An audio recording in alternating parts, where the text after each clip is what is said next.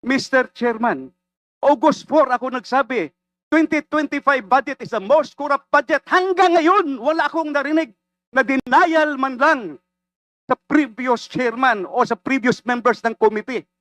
Does this mean na hindi nila kaya i-dispute yung sinabi ko na 2025 budget is the most corrupt budget ever passed in the history of Congress? So I second that motion, Mr. Chairman.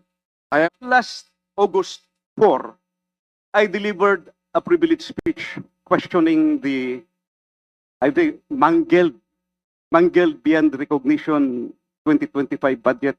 And I was very specific on the automatic appropriations.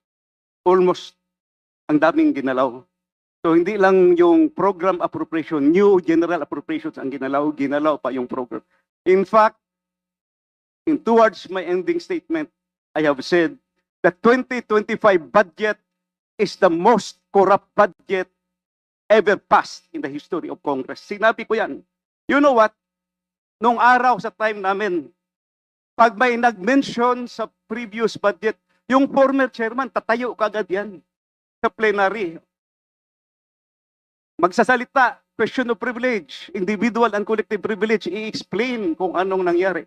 Mr. Chairman, August 4 ako nagsabi, 2025 budget is the most corrupt budget. Hanggang ngayon, wala akong narinig na denial man lang sa previous chairman o sa previous members ng committee.